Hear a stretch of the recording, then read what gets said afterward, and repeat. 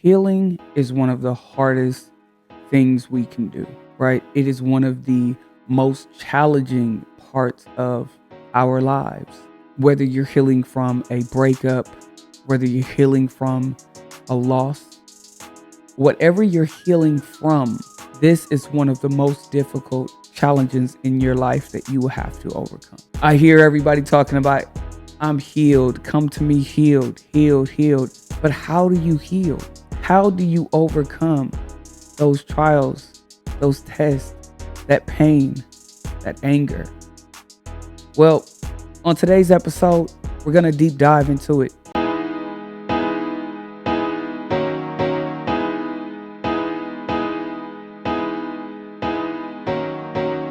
Yo, yo, yo, welcome to another episode of Uncut and Unapologetic. I'm your host, Nova.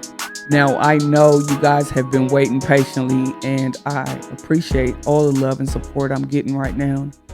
We're going to jump right into it just to make sure that we don't wait too much longer. The wait is over.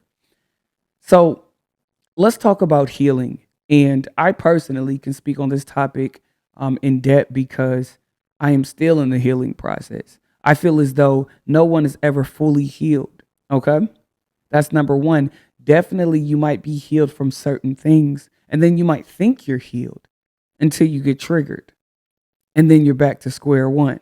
So there's different ways and different aspects of the healing process. So the first step that we go through when we heal usually is shock. Okay? You're shocked by someone's actions. You're shocked by losing someone close to you. That's some news you were not expecting. And a lot of times, let's say, for instance, your partner cheated on you. You're in shock. Your partner just hit you physically, just called you out of your name. You're in shock. You just lost someone very close to you. You are in shock. Now you're going to go through these different modes. You're going to ask yourself why. When you're in the shock stage, it's always asking questions, right? You want to know the answers. And sometimes the questions that you ask just don't have an answer. There is no reason why. It's just part of life. It's a lesson to be learned. We have to overcome certain things that happen in our lives. You might be asking, why did this happen? How did this happen? What caused this to occur? Why did this happen to me? Right? That's a big one. A lot of times we want to know why it happened to us. It happened because it happened. It's unfortunate. Whatever the circumstances is that you're just getting this information, right? This is just becoming news to you. So you're going to be in shock. Then after shock, a lot of times it sets in, right? And we start to feel the pain. We start to feel the grief. That's when things get very difficult because now it's set in and it's hitting us. And sometimes it hits us like a boulder and you don't know what to do. A lot of times that's when several things occur, right? That's when the numbness. Sometimes you feel nothing. And that's part of that grief. And you can grieve a relationship. You can grieve a failed marriage. It's not just about losing someone, like in the aspect of them losing their lives. No, you've lost that other person. And when you lose someone, you go through different emotions. Now you're feeling lonely, right? That loneliness sets in and you don't know how to deal with that. You're used to talking to this person. You're used to seeing this person. You're used to touching them and hugging them and kissing them and talking to them on a phone. This is something that you're accustomed to. But to have to do it all on your own, that's where it sets in. Sometimes this stage, this grief stage, it comes the guilt. Sometimes now you're blaming yourself. Now you're saying to yourself, maybe if I didn't do this, I could have done this. I could have been better. I should have called her more. I should have went to see my grandma. I should have answered that last call that my mom called. These are things that you're now blaming yourself. You're saying to yourself, I wish I could have. And then a lot of times with that loneliness, with that grief, with that pain comes abandonment. Depending on how you were raised, depending on what you've been through in life, depending on the many, partners that you've had, have they all left you? Have they all cheated on you? Have you lost a lot of people in your life? So now it's that abandonment issues. Now it's not just a loneliness feeling. Now you're feeling abandoned. You're feeling left behind. You're feeling thrown away. Nobody cares. There's nobody that's going to reach the end game with you. Nobody's going to reach the finish line with you. And that can do a number with you, right? A lot of times people, they start to feel like they're a failure. They start to feel like they can't do anything right. The people around them never stick around. The people around them are gone. I failed at my relationship. I failed at my marriage. You no longer look at, I can do this. You look at, no one wants to do it with me. And that's the thing about grief, man. That's the thing about healing in general. You go through these emotions before you get to the end. So keep that in mind. These are just the different stages. These are the different steps in your healing process. You're going to feel these things. Another part of that grief process or that pain process is rejection. Remember, we talked about the loss, the failure, the loneliness, the guilt. Well, there's also rejection. And that rejection comes when you feel as though you're not good enough. You go back to that first stage, right? Remember that first stage of shock where you were asking why? Well, now you're still in that stage where you're saying, why wasn't I good enough? Why didn't he choose me? A lot of times we go through that phase, but then there's another aspect of it where you're in denial. This is that stage 3.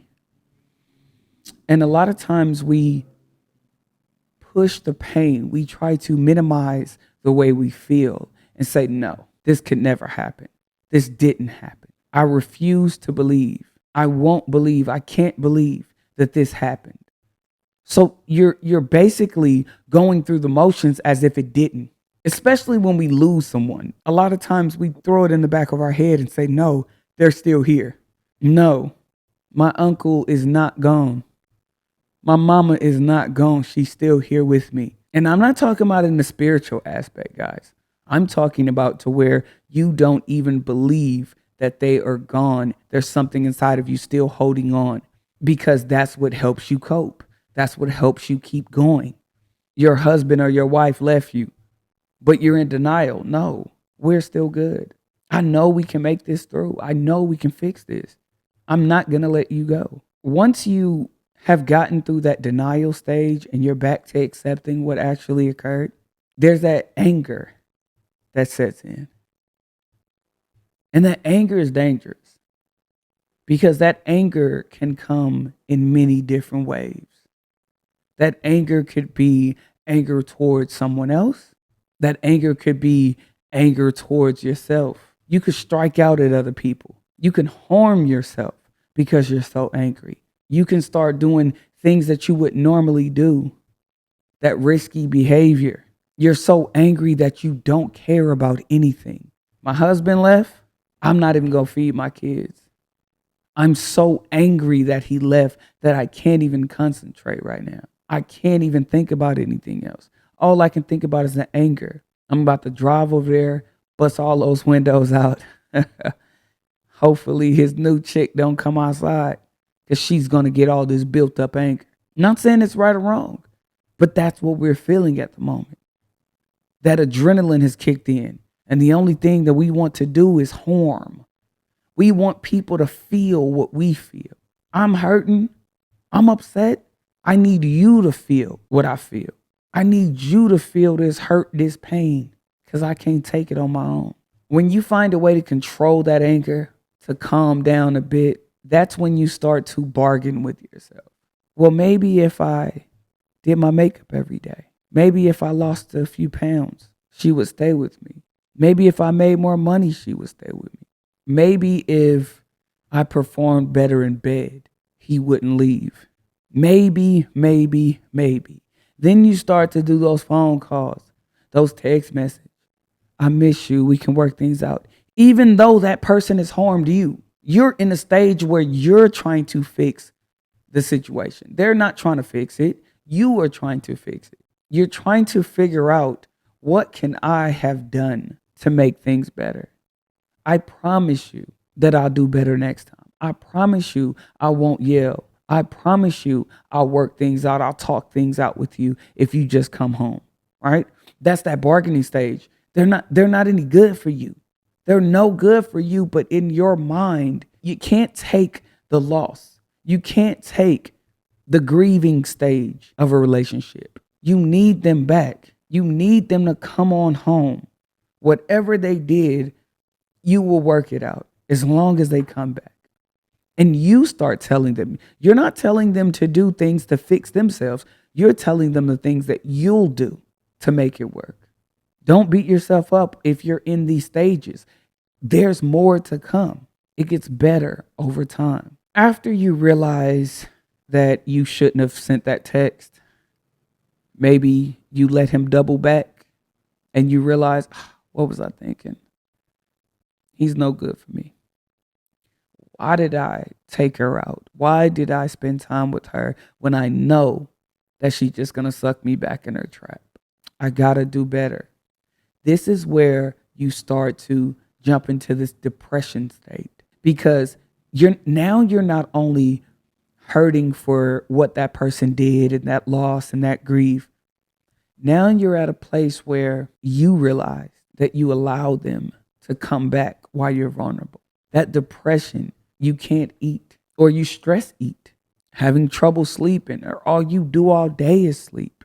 Remember we talked about when you're angry and you can't feed your kids? Well, the depression state, you can't even get up and take care of yourself, let alone your children. You sit in your room all day, or you go to work and you're on autopilot. You feed your kids but neglect yourself. They want to go to the park. You sit there like a shell of a person. You laugh to hide the pain. Depression comes in so many ways, but this is a state of your healing. You are going to feel that depression and that intensity of it, but you gotta keep going. You have to keep pushing. It's better over time. Keep in mind, when that depression happens, make sure you stay away from certain things. Make sure you stay away from self-harm and substance abuse. Those two things go hand in hand with an overwhelming feeling. When we are depressed, especially with the grief of a loved one, right? Especially when losing a loved one, not just through a relationship, because I told you, you can grieve a relationship. You can grieve someone who is still physically alive, still physically here on earth.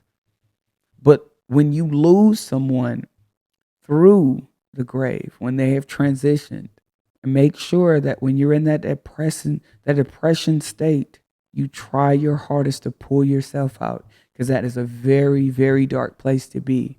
You keep pushing through, because it gets better over time. Once you can pull yourself out of a depression state, this is where it gets good. This stage is the acceptance stage. This stage is where the magic happens. This is when you finally realize what you have went through. This is when you take time to feel everything at once and nothing at all. Now it's time for you to accept the new normal. This is your life now. You're no longer married. You had to bury a loved one. You're no longer in that relationship, whether you're healing from childhood trauma, adult trauma, whatever that thing is. This is where you accept your life now and moving forward.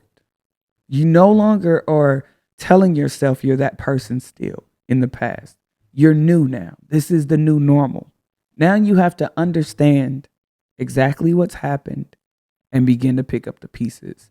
You have your puzzle in front of you. You got all your pieces. You see the picture that it's supposed to be. And now you have to start making those pieces fit. And some of them are not going to fit in the space you want them to fit. So you have to pull it out, start all over again. This stage of acceptance is to reflect on the good times, not the bad. This is time where you realize what lesson that you've learned. What did I learn from this? What did this person teach me about myself? So that way I can never repeat this era again. This is where you begin to set new boundaries.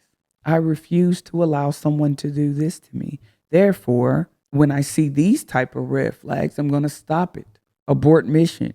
I'm better than this, right? Identify your triggers. Because if you don't know your triggers, it's going to be difficult to overcome them. So begin to identify what pushes your buttons. And you're not going to know them all. But this is the stage where you begin. This next stage, after you've accepted everything, is that forgiveness. Forgiving others, and most importantly, to forgive yourself. A lot of times we're our worst critic. A lot of times we focus on other people so much, we forget about us. This entire healing is all about you. Keep that in mind. But in order to heal, you must forgive yourself. Forgiveness is not for the other person. Forgiveness is for you. Forgiveness is for you to let go. You can no longer hold that negativity in your heart. That's negative energy. You don't want it in your life. You have to forgive. Doesn't mean you have to forget. Doesn't mean you have to walk up to that person and say, I forgive you. No, that's not for them. It's for you. Forgive them in your heart so you can move on. Because it takes too much energy to keep thinking about someone. It takes too much energy to hold that against someone, regardless of what they've done. And it's going to take time. This stage right here, it may take weeks. It may take months. It may take years. But you have to do it. Once you let go, that's the only way you can move on to the next stage of healing. Remember, if you don't let go, it's going to consume you. This forgiveness is huge. And once you forgive them, forgive you completely for your flaws, your weaknesses, for what you allowed in the past, for what you accepted in the past, for what you settled for in the past. Forgive yourself. Forgive the old you so you can step into the new. That is the only way your healing process will work.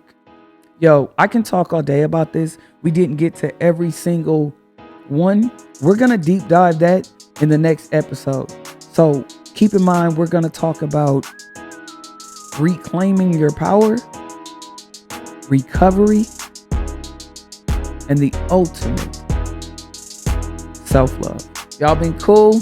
You know what it is. Until next time, peace.